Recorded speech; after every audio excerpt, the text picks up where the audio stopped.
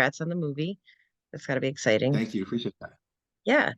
Yes, I really enjoyed it. I thought it was very lovely dialogue and really had a wonderful flow and just yeah, congrats. So tell me how you wrote and directed and produced, right? I'm not wrong in that. Um, yes, correct. okay, I just want to make sure it's been a day. Um, Yeah. and so how did this story, I mean, was this a personal story? Was this something that inspired it? Did you draw from your life? Like what made you write this story? Absolutely. I think for me, all my stories, I've been fortunate enough right now that everything I've done so far has been off like personal things that I really wanted to get off my chest. And I think the inspiration for the idea came from like a quote that my mom said. Like when I was very, very young, my mom said, be careful how you behave. Your little brother is watching you. You're his hero. And she said that when I was like 9 years old. And I just remember feeling like a lot of pressure, like, hey, like I'm still trying to figure myself out. Like to be somebody's hero is like it's like a lot of pressure. And Yeah. my little brother's 3 years younger than me. We're very very close. Well, funnily enough, I actually made the movie before he moved to California, but since the movie, he actually has moved to LA, just based off some feelings that I had. But I want to speak to that. And at the climax of the film is the moment where the older brother, who is heavily intoxicated, is out of his element, and the little brother, the one that he's supposed to be the hero for, comes to him, sits with him, takes care of him, and their relationship kind of switches forever. I wish I could tell you that wasn't based off reality, but that's 100% based off reality. That actually happened. And my little brother, he jokes with me that I make it a bigger deal than he does, but it meant a lot to me that I was carrying all this pressure, that I needed to be a hero and someone that he could look up to, and I needed to realize that he can be a hero as well. He can be someone that I look up to and pushes me and makes me better. So that was the inspiration for the film. That my mom's quote and that ending, and the rest of it was just trying to figure out, my experience in LA navigating being a writer director. I changed it to an actor, but all of the experiences are 100% kind of autobiographical. Like I said, my brother now moved here. Instead of a director, an actor, he's a director. I'm a director. And so it really was all based off my life. And most of the conversations are real conversations. It's like 95% of the conversations are real conversations my brother and I had. The difference is it wasn't all in this weekend, but it's real conversations my brother and I had that I had in my notes that I saved, because I annoy all my loved ones because I write stuff in my notes, like good conversation stuff. I'm like, that was a good thing. And so most of the dialogue is also like real dialogue or heavily inspired by real dialogue. So yeah, I put that all together and made the film. That's awesome. That's lovely. And that's also a good tip for anyone that might want to write anything about their own life. Write down notes and conversations and good quotes. Something I loved about the movie is that there was a few times where it was kind of a voiceover about something that they've been told, and it was very reminiscent to what you just said your mother said to you. Were those all things that you also, pulled from actual life quotes?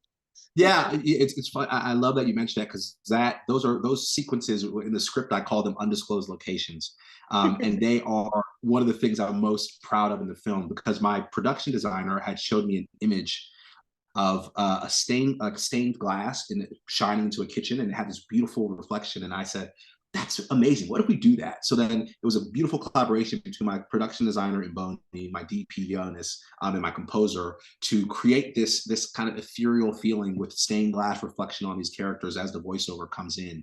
But the basis of those words, you're 100% right, is all actual quotes that my mom said to me, that my dad said to me. That there's one that it's my dad tells a story of my grandma, and I kind of felt that it could give extra context to who these people are, even bigger than the film, even bigger than these moments.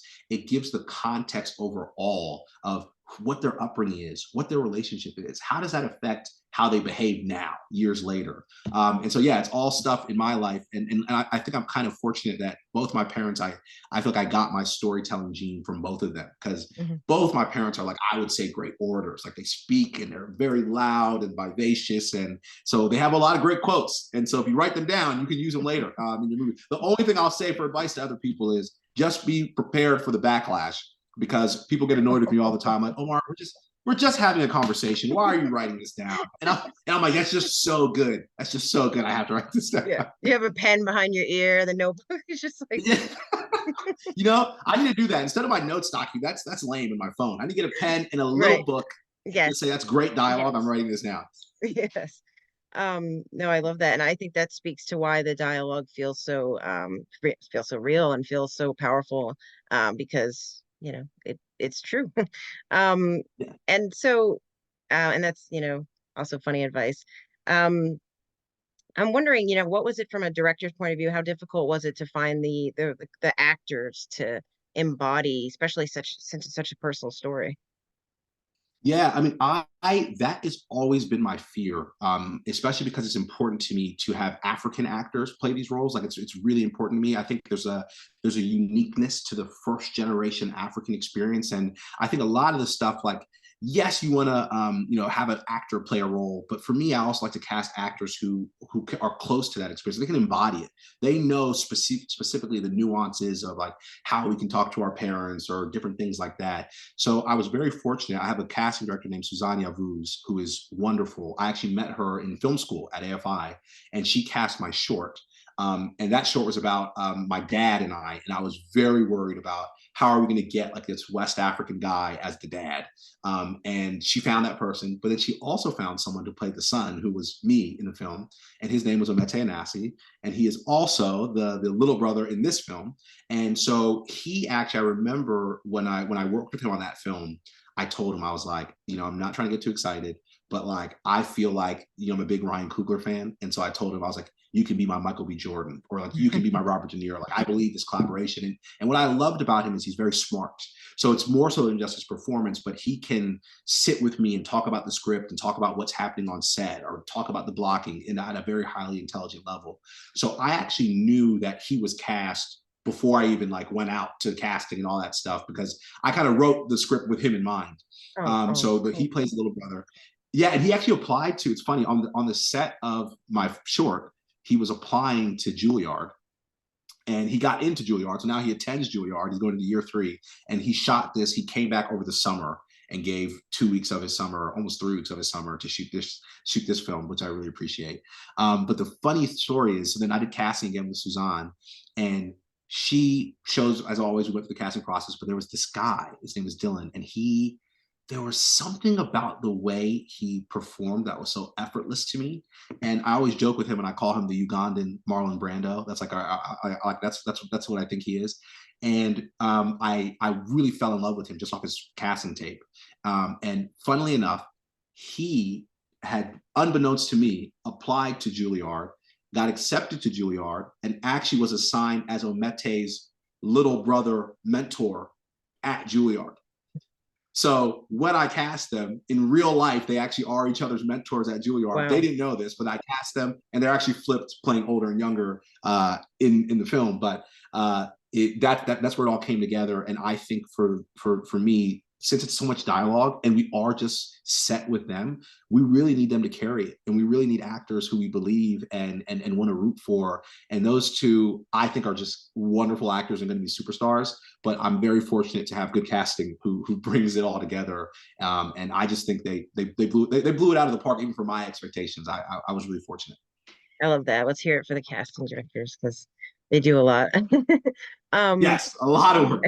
yeah, and that's incredible. That they were mentors towards each other. I mean, it makes sense. They have a great rapport and chemistry. You would think that they could be brothers. So it came off very effortlessly. So I know you mentioned the real stories that you pulled from were in a weekend. Um, so was that primarily for budget, for like where you were filming, like changing the script in that way and not having it over a longer period of time? Like, what made you change that narrative?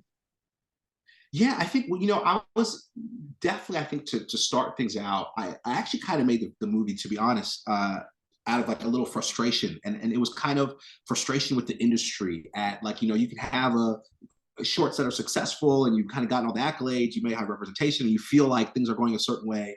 And it is just not the case. It takes a lot of time to get things going, a lot of time for I think like the industry kind of will dub you as the person who's next up. And so I really was like, I looking to people who inspired me. And I was looking at Barry Jenkins, Damien Chazelle, and Destin Daniel Cretton. And they all did micro budget features before they went on and did the Moonlights, the Whiplashes, these bigger sophomore efforts. And so I was inspired by that. And so I wanted to definitely be smart with how can I create a story that I can handle right now, but can showcase my voice, showcase my style of filmmaking. And so I was inspired hugely by Medicine for Melancholy. And there's a film called Weekend by Andrew High.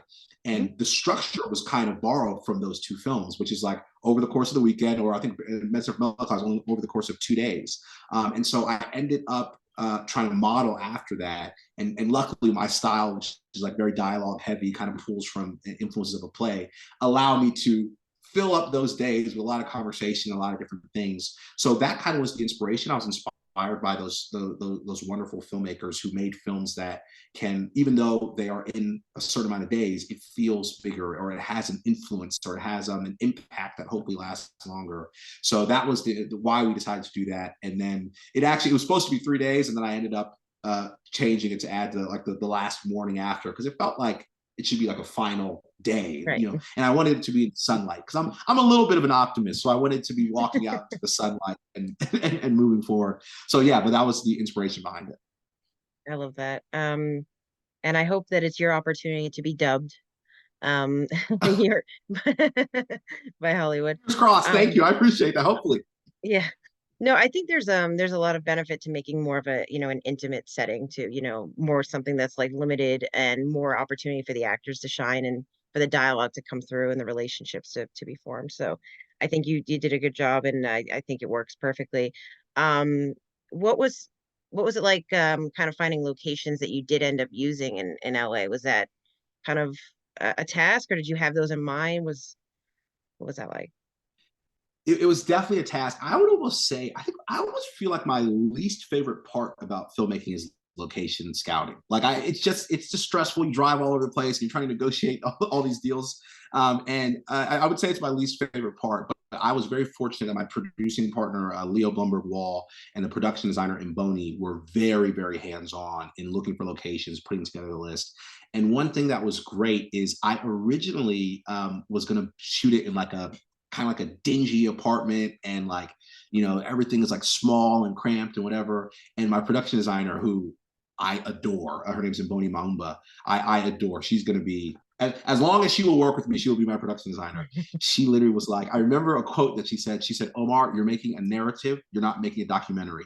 So she was like, so if if it was in a little apartment, remember, we're going to be in this apartment the whole time. So we want something to look at. We want it to be visual. And she found this location. And I'll never forget, she found the location and I was uncertain. I was like, is it too big?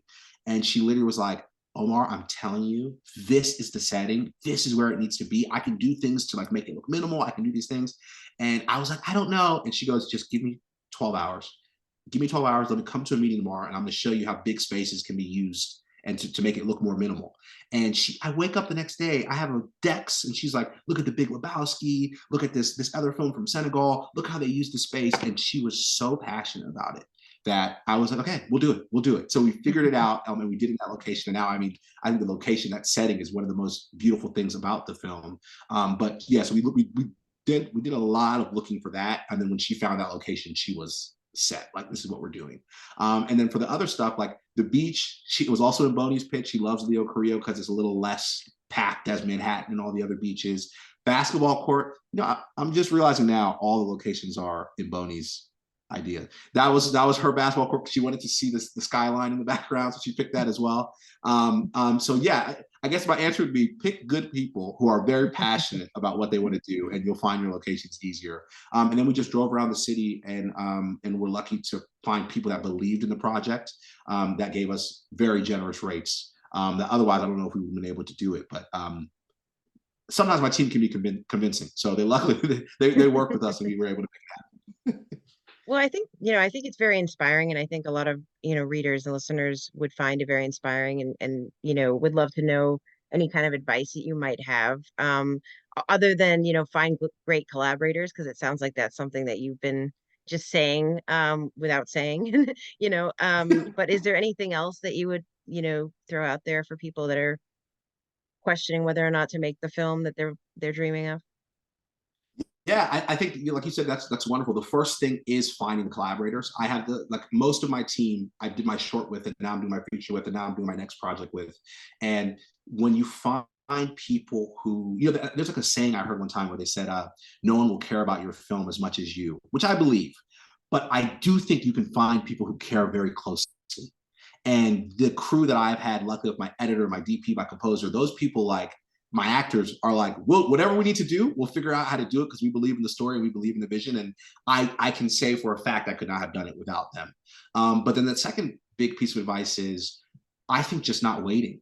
I think I literally had done the circuit. I have 6 screenplays already written, all at various budget levels. And I had done the circuit with my reps of like sending this script out. Are you interested in this script? Are you interested in this? Are you interested in that? And even getting us close to, like, we started going to development on some companies, and the industry has different whims and you can't always control that. And so I originally was waiting for someone to give me the opportunity.